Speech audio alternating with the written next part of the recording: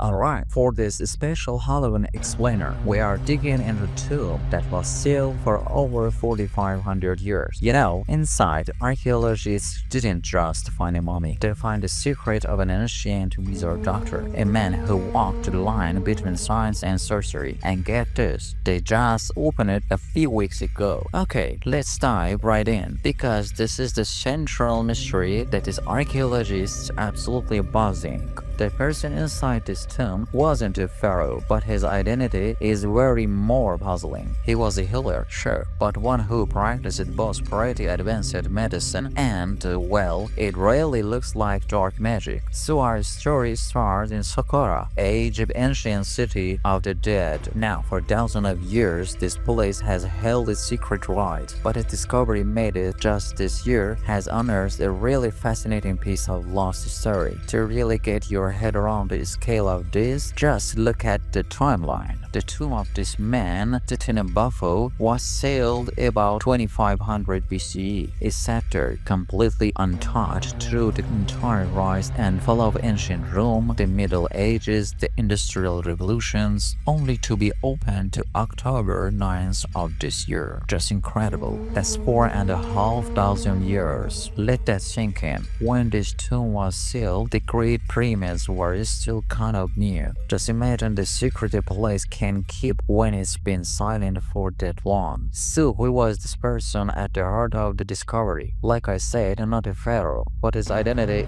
is in some ways even more interesting. So let me introduce you to Tetinebefou. The inscription identifying him as both a healer and a powerful court official. But as the archaeologists start exploring his tomb, they realize practice went way beyond, setting bones and prescribing herbal remedies. And this is where the paradox comes in. On one hand, you see a man of science, the doctor, but on the other, a master of the supernatural, the wizard. How could be one person possibly be both?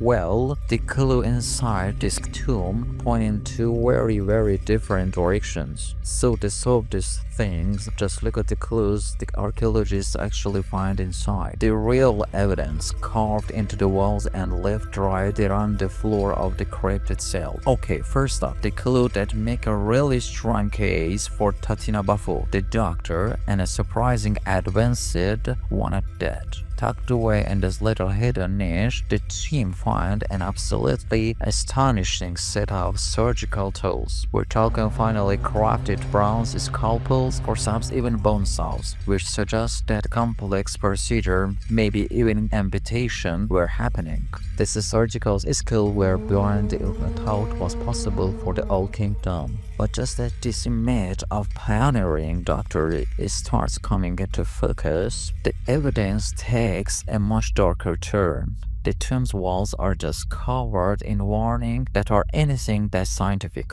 Listen to this. This is a direct translation from an inscription that was guarding the burial chamber. It's a powerful curse, and it's designed to tap into this primal fear. This makes it so clear this wasn't just a keep-out sign, it was a full-blown supernatural threat. And this brings us to a pretty chilling question, right? Were this curse just ritual or traditional? Or did Tetinebefou and the people who buried him genuinely believed he could enforce these threats from beyond the grave?